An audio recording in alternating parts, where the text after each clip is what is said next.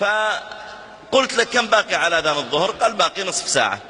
قلت طيب في مشوار ودي أذهب إليه، ظن أني بروح أسلم على قاضي ولا أمر مكتبة. قال إلى أين تريد أن تذهب؟ قلت أريد أني أذهب إلى مستشفى المجانين.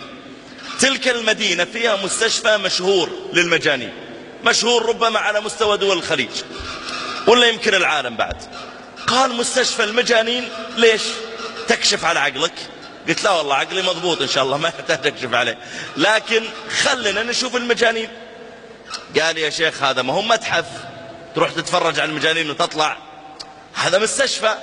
قلت طيب يا أخي نذهب ونأخذ العبرة والعظة. الشاهد أننا توجهنا إلى هناك. لما وصلنا فإذا في مجموعة من رجال الأمن يعني واقفين عند الباب. قالوا ماذا تريد؟ قلت والله ودي أمر إليكم أشوف المرضى. قال يا أخي ممنوع، هذا في وقت زيارة ولا بد يكون لك قريب. قلت أين مدير المستشفى؟ قال مكتبه قريب. فمررنا على المدير، قلت له يا أخي أنا أمر وألقي محاضرات دائما وكذا، ودي أطلع على أحوالهم حتى أعطي موعظة للناس. اتفقت أنا وياه وفعلا دخلنا ومررنا بممر في هذا المستشفى، وإذا غرفة على اليسار مغلقة، وإذا في هذه الغرفة المغلقة إذا فيها رجل، الباب طبعا مغلق وفي فتحة يمكن شبر في شبرين، وإذا في هذه الغرفة رجل يأشر لنا إشارات غريبة. الغرفة الجدران باللون البني والأرض باللون البني. قلت للطبيب يا دكتور هذا ليش ساجنينه؟ قال هذا مجنون. قلت يا أخي أدري أنه مجنون، ما أنا في مستشفى مجانين، لكن ليش ساجنينه؟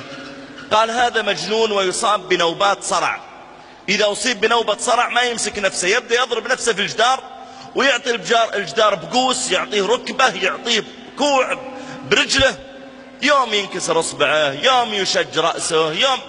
فما في حل يا شيخ إلا أن نسجنه في هذه الغرفة التي كل جدرانها اسفنج، يضرب كما يشاء. قلت الحمد لله الذي عافاني وابتلاه به. كم صار له على هذا الحال؟ وإذا هو يا جماعة صار له قرابة 20 سنة على هذا الحال. يعني يمكن قبل لا ينولد 3/4، يعني مجموعة من الشباب يمكن 90% منكم أعمارهم لم تتجاوز 19 ولا 18، قبل لا تنولد، يمكن قبل لا يتزوج أبوك أمك، وهذا مرمي في هذه الغرفة. خرجنا يعني ابتعدت عن غرفته ومضينا نمشي، وصلنا إلى غرفة كبيرة، وإذا هذه الغرفة ربما حجمها نصف هذه الساحة، وإذا فيها يا جماعة مجموعة من المرضى كل واحد عايش حياته، هذا يعني يسولف وهذا يتكلم وهذا يضحك وكل واحد على حال. وإذا من بينهم رجل يعني كان عاريا كما خلقه الله، والله يا جماعة حتى الذي يستر عورته المغلظة لا يوجد عليه. رجل جالس عمره يمكن 55 سنة، قد ابيض شعر شاربه ورأسه، وإذا هو عاري كما خلقه الله. قلت يا دكتور ليش هذا على هالحال؟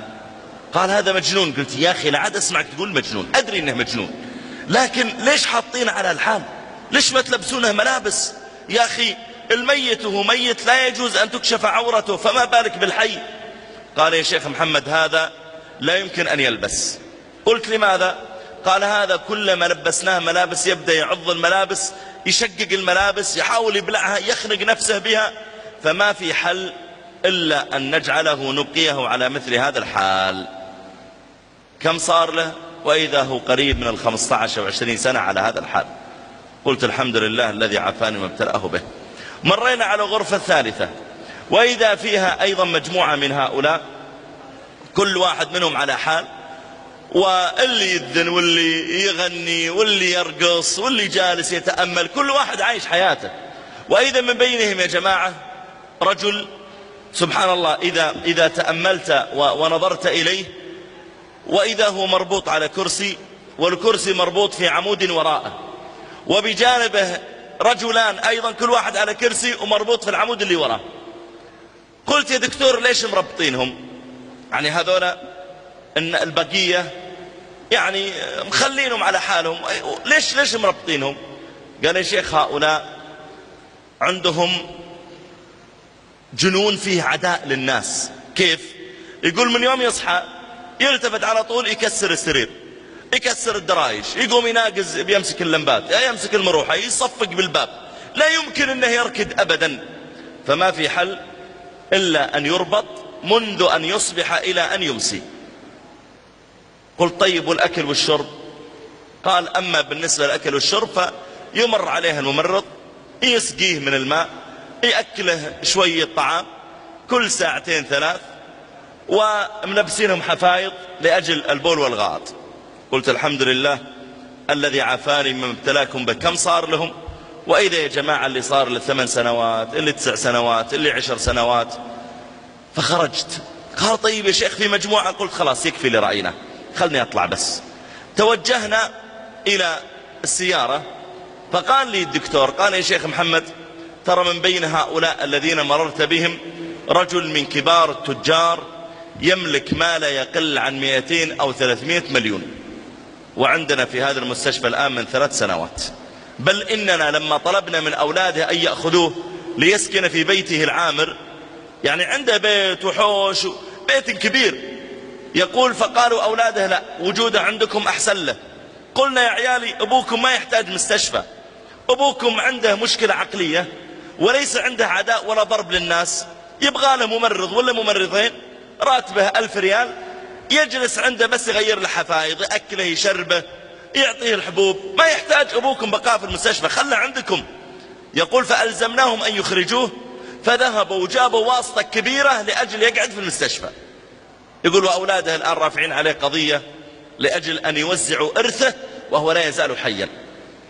قلت سبحان الله العظيم، والله يا شباب من بين هؤلاء اللي رأيناهم ناس أقوى مني ومنك جسدا، وأغنى مني ومنك مالا، وأرفع مني ومنك حسبا ونسبا.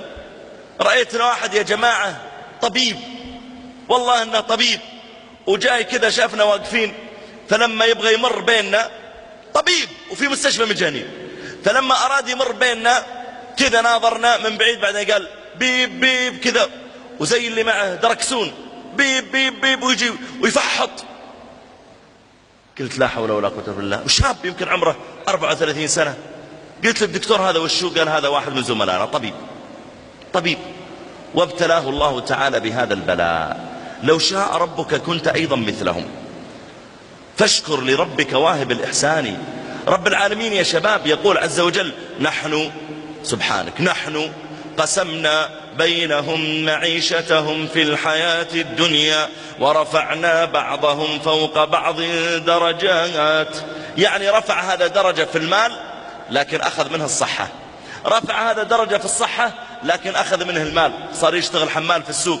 رفع هذا درجة في المال وفي النسب وفي الشهادة لكن أخذ منه العقل. أنا أجزم لو تأتي لهذا أبو 300 مليون، لو تقول له سنأخذ من هذا العامل البسيط اللي يشتغل في الشارع راتبه ما يتجاوز ل 500 ريال، اللي الشمس تكويك كوي، سنأخذ عقله ونعطيك إياه ونطلعك من المستشفى ونخليك مثله.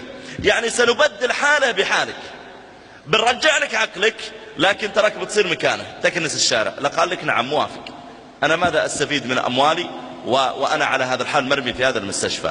في ناس يا شباب أعطاهم الله تعالى عقول لكنه مع ذلك يستعمل هذا العقل في معصية الله تعالى، ويوم القيامة سوف يندم من عنده عقل.